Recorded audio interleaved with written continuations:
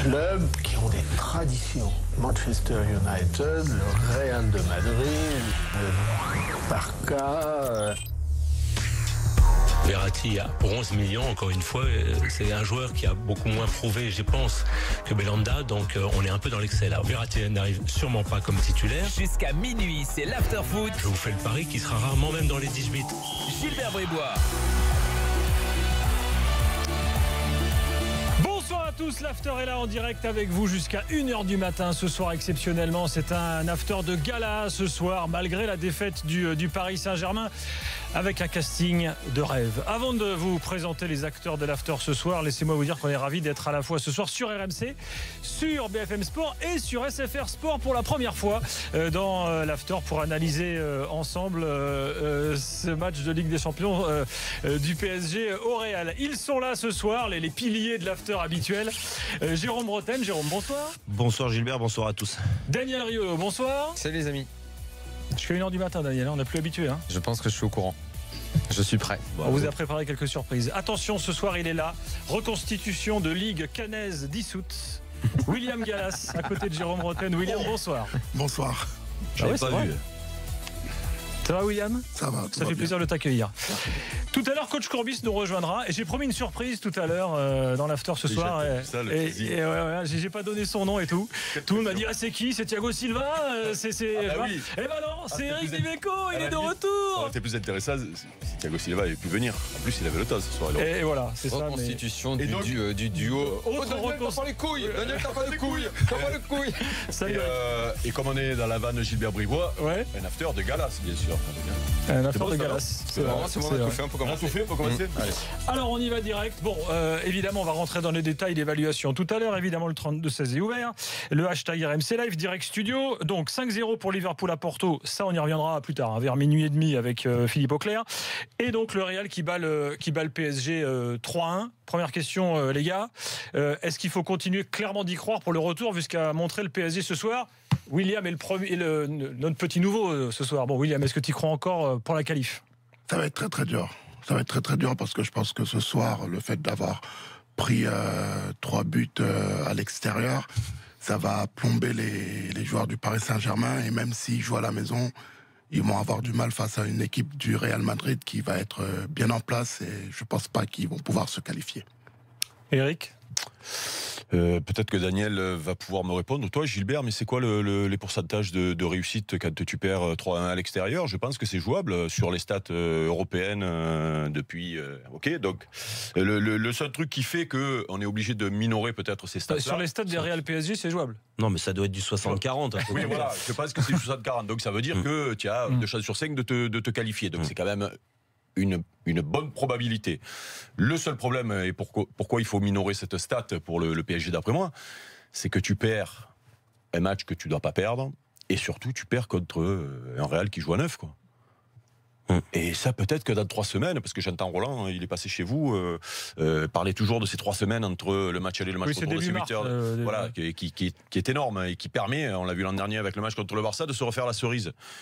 Moi, alors, oui, Ronaldo a mis 2 buts, mais Ronaldo dans le jeu, il n'est pas là. Benzema n'est pas là.